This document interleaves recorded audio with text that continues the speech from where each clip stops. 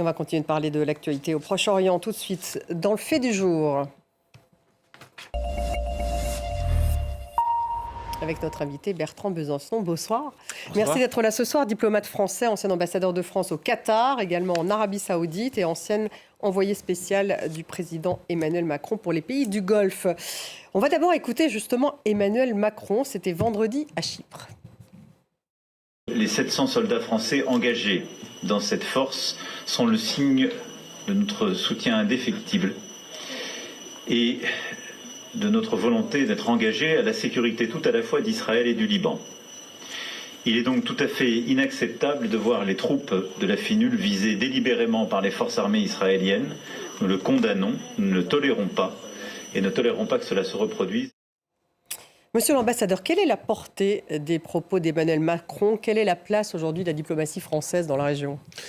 D'abord, il est normal de réagir parce qu'effectivement, le fait de frapper les forces de la FINUL, où nous avons un contingent important, mais même si nous n'avions pas de contingent important, c'est une violation des règles internationales. Et il était tout à fait normal qu'un avertissement, si je puis dire, soit donné aux Israéliens en leur demandant de ne pas aller trop loin. De même, si vous voulez, que les frappes qui ont lieu au Liban sont censées concerner les capacités du Hezbollah, mais votre émission l'a bien montré, il y a toute une série de pertes collatérales qui sont infiniment regrettables et qui expliquent la peur, la tension qui existe au Liban. Notre pays a toujours été un protecteur du Liban. Et il est normal que dans les conditions actuelles, qui sont des conditions très très difficiles pour ce pays, nous nous prononcions pour essayer de faire entendre une voix, rappeler les intérêts du Liban. Mais quelle est la portée de cette voix? Parce que vous dites c'est normal, mais quelle est la portée justement de ce que dit Emmanuel Macron dans la région? Quelle est la portée de ce qu'il dit lorsqu'il parle justement d'Israël, lorsqu'il renouvelle son appel à cesser les exportations d'armes utilisées à Gaza et au Liban, puisqu'il dit que c'est l'unique levier? Quelle est la portée? Si vous voulez, en diplomatie, vous avez des déclarations, vous avez des actes. Bon, pour le moment, les actes, il est assez difficile d'en envisager, puisque nous l'avons déjà évoqué. Le Conseil de sécurité est bloqué. Vous avez eu une initiative française qui était la déclaration conjointe qui a été faite à New York avec les Américains et d'autres pays pour appeler à une trêve, un arrêt des combats, un cessez-le-feu. Bon, ça n'a pas été suivi d'effet. Elle est restée lettre morte. Absolument. Vous avez eu l'envoi également... Est-ce que c'était la première fois que la France investissait autant dans justement une déclaration, une volonté d'un cessez-le-feu? Non, c'est pas la première fois, mais je veux dire, il était normal de prendre l'initiative de montrer que la France, qui est un pays protecteur du Liban, essaye d'agir comme elle le peut, même si, vous l'avez dit, les résultats ne sont pas probants immédiatement. De même, si vous voulez, que le fait d'envoyer... Est-ce qu'elle n'avait pas justement une carte à jouer? Parce qu'on a l'impression que les relations avec les États-Unis sont très complexes. Joe Biden, finalement, aide toujours militairement Israël. Même lorsqu'il y met, il essaie justement de convaincre Benyamin Netanyahou de ne pas frapper sur la population civile. Ça ne fonctionne pas. Est-ce que la France n'avait pas une carte à jouer? Parce que là, une relation, vous qui étiez ambassadeur justement dans ces pays arabes, une relation particulière avec les pays arabes. Non, mais bien sûr, la France essaie plusieurs choses. Elle est en contact permanent. On l'a dit, d'abord sur place, vous avez eu la visite de M. Barrot, la visite de M. Le Drian, c'est-à-dire le maintien d'un dialogue avec toutes les parties au Liban. Parce qu'on sait qu'à un moment ou un autre, quand il y aura un moment ou un autre une trêve, il faudra voir dans quelle mesure on peut mettre en œuvre la résolution 1701. Jean-Yves Le Drian, qui est l'ancien chef de la diplomatie française, qui a parlé justement du Hezbollah en disant qu'il faut négocier avec la branche politique du Hezbollah. C'est ça qu'il faut faire? C'est-à-dire que de toute façon, nous considérons que la branche militaire est terroriste, mais nous considérons que la branche politique, le Hezbollah, représente une partie importante de la communauté chiite au Liban et que le jour où il faudra trouver un arrangement au Liban, eh bien, il faudra parler avec tout le monde, y compris avec justement la direction politique du Hezbollah, tout simplement parce qu'elle représente une partie justement de la population libanaise. Donc ça, si vous voulez, c'est un geste qui a été fait. Et puis, vous l'avez peut-être pas encore évoqué, mais le président a eu un échange avec le président iranien. Alors ça, c'était effectivement ce week-end. Voilà. Pour lui demander une désescalade générale, c'est ça Alors écoutez, moi, je n'ai pas assisté à l'entretien, mais j'imagine très volontiers que le message du président était de demander, ou de recommander aux Iraniens de convaincre le Hezbollah d'arrêter les tirs sur Israël en échange d'un arrêt des bombardements israéliens sur le Liban. Alors, quel serait l'intérêt, si vous voulez, pour l'Iran ou pour le Hezbollah? Le seul argument qu'on puisse utiliser, c'est qu'en fait, à un moment ou un autre, il faudra bien trouver un arrangement. Et donc, le Hezbollah a lui aussi intérêt à ne pas être totalement disséminé, si je peux dire, et de pouvoir être encore présent pour dialoguer et faire partie d'un arrangement. Je ne vois pas d'autres arguments, si vous voulez. Pas d'autres arguments, mais on a l'impression quand même d'une impuissance de la diplomatie. Là, on est plutôt dans une escalade. On voit que les Américains vont encore renforcer leur présence en Israël en envoyant donc un système de défense, y compris avec des troupes américaines, pour justement faire face à l'attaque iranienne en Israël. Où la diplomatie, en fait, encore une fois, je reviens à cette carte que la France aurait peut-être pu jouer. Oui, mais attendez, d'abord, la diplomatie, parlons de la diplomatie américaine. Le fait de renforcer les moyens, c'est, encore une fois, ce que souhaite faire le président Biden pour éviter un embrasement régional. Il a parlé lui-même, c'est la seule chose qu'il dise réellement, c'est qu'il faut impérativement que la riposte israélienne à l'attaque iranienne soit une riposte proportionnée. Ça veut dire quoi? Ça veut dire que, naturellement, si elle était excessive, l'Iran se trouverait obligé de répondre à nouveau. Ils ont dit qu'ils allaient le faire. Voilà. Et que ça serait donc une escalade. Et à ce moment-là, on va vers un embrasement régional que personne ne souhaite, sauf peut-être M. Netanyahou. Bon.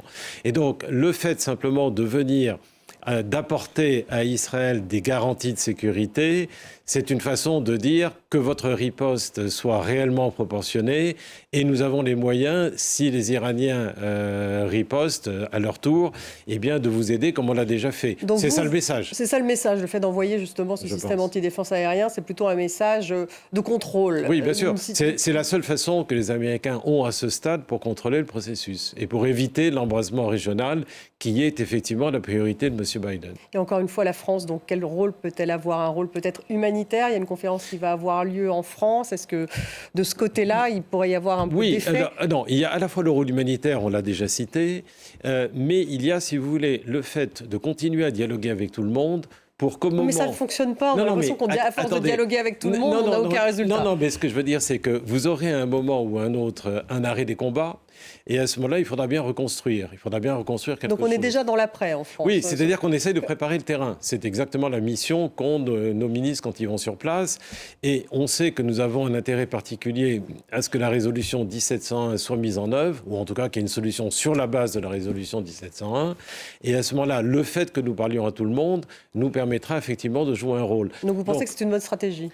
Je pense en tout cas qu'on n'en a pas d'autres pour le moment.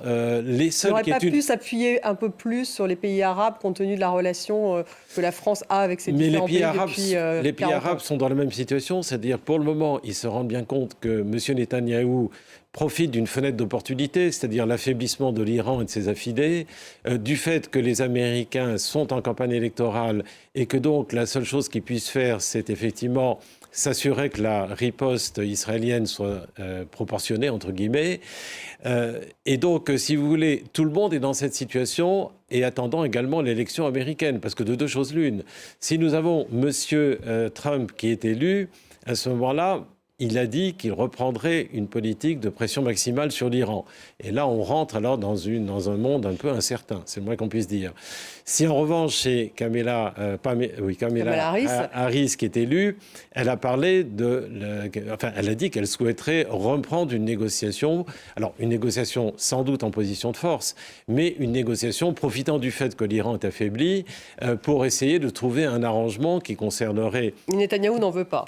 Non, mais Netanyahou n'en veut pas parce qu'il est dans une période où il a les mains libres. Bon, une fois l'élection faite, et si c'est Kamala Harris qui est élue, ça lui sera plus difficile de continuer cette politique. Donc, si vous voulez, vous avez toujours deux temps. Vous avez l'immédiateté et vous avez la préparation du terrain pour l'après. Encore qu'il y ait des incertitudes évidentes, d'abord sur le résultat des élections américaines et même d'une façon générale sur ce qui peut se passer. La France n'a pas raté le coche au début, justement après le 7 octobre, dans les premiers mois. Je pense qu'on aurait pu faire certaines choses. Il aurait été, il me semble, normal et utile que le président aille dès le lendemain du 7 octobre pour manifester notre sympathie, ce qui aurait donné sans doute un petit peu plus de poids. Il y a eu ensuite... Il y a eu de retard. Là. Oui, il y a eu un retard, je pense. Et ensuite, la visite elle-même du président en Israël a été accompagnée d'une proposition qui a étonné un peu tout le monde, notamment dans le monde arabe, enfin la coalition anti-Hamas, et qui, effectivement, a porté atteinte à notre crédibilité dans les opinions publiques arabes et dans leur gouvernement. Donc il y a eu certainement, effectivement, on aurait pu sans doute faire mieux. En tout cas, c'est mon sentiment personnel, oui. Un mot sur l'Arabie Saoudite, justement, et les Émirats que vous connaissez bien. Qu'attendent-ils pour faire des propositions, ces pays ? Ils savent très bien qu'on se tournera vers eux pour envisager la reconstruction de Gaza et puis l'établissement un jour d'un État palestinien. Mais simplement, ils posent leurs conditions, c'est-à-dire qu'ils disent nous ne ferons tout ceci que si nous avons des assurances sérieuses que nous serons engagés dans un processus d'établissement d'un État palestinien. Donc, est-ce que c'est juste ça ou est-ce qu'il est aussi condition de centrales nucléaires civiles, de négociations avec les Américains sur d'autres intérêts? Si, bien sûr, mais pour les Saoudiens. Cet aspect de la négociation a déjà beaucoup avancé entre Américains et Saoudiens. Mais disons, ils se sont arrêtés étant donné la crise de Gaza et étant donné le fait que M. Netanyahou et son gouvernement ont refusé jusqu'à présent toute concession.